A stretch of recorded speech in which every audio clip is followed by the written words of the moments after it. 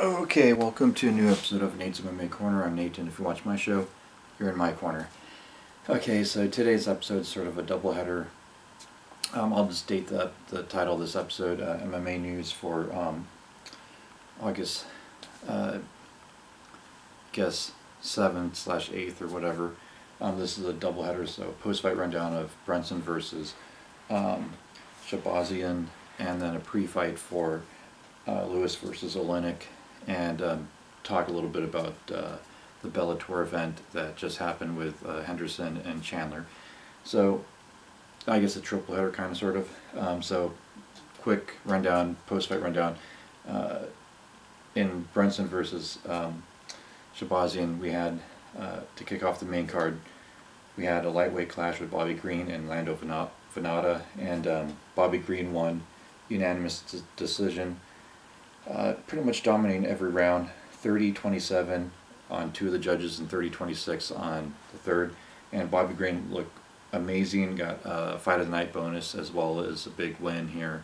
And Bobby Green's UFC career is definitely safe with this big win. Great performance, great stand-up, great in the clinch. Great performance from Bobby Green. Then in the welterweight division, we have Vicente Luque versus Randy Brown. Vicente Luque KO knee and punches round 2 with 4 seconds left in the second round. And like I said on my pre-fight show, Vicente Luque would win by knockout, and it would be fairly quick fight. And I think this fight lasted longer than I thought. But Randy Brown's still a talented fighter. Vicente Luque is definitely underrated in my opinion. Then in the women's flyweight division, we have Jennifer Maia versus Joanne Calderwood.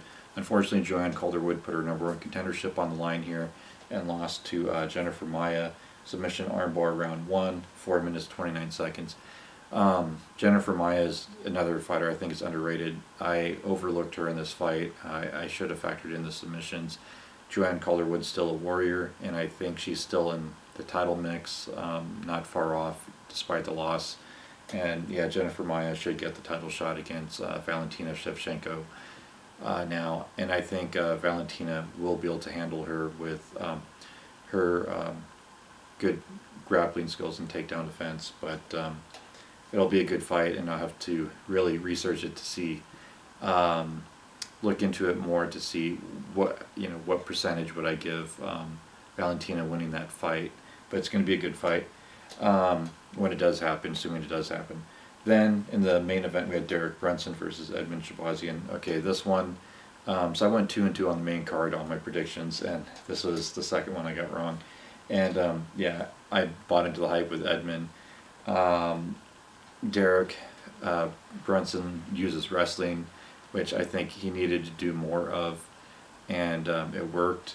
And he just wore out Edmund and then pretty much demolished him. TKO punches round 3. Big win for Derek Brunson, and I think Brunson should be fighting top 10 guy for sure, another top 10 guy in his next fight. And basically with that win, maybe a #1 contender fight afterwards. The guy's definitely earned a potential rematch with Israel, assuming Israel's still champ by the time Derek Brunson works his way to a title shot, assuming he does. So great card, one of the best cards in recent memories from the UFC, and that wraps up this post-fight. Then just a little afterthought on Bellator 242, or 243 I mean. So Michael Chandler knocked out Benson Henderson, round 1 KO punches. I think Michael Chandler should jump ship to the UFC. I think him getting a title shot, a Bellator title shot, and winning that belt, it's nice, but he's already done it multiple times. What more is there for him to do in Bellator? And then we had Timothy Johnson, the co-main event, knock out Matt Mitrione, and I think Timothy Johnson is borderline title contender for the heavyweight title in Bellator, for Ryan Bader's heavyweight title.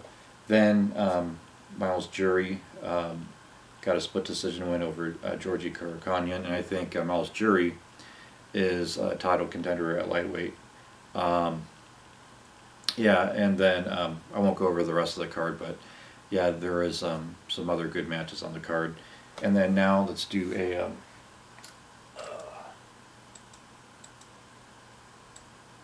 pre-fight rundown of Lewis versus Oleinik. So I'll make it quick. So to kick off the main card, we have a catchweight bout at 158, Beneil Dariush versus Scott Holtzman. I'm going to go with Dariush. I'm going to say round 2 knockout. I think Dariush has good stand-up and good knockout power, and he can deal with the stand-up of Scott Holtzman.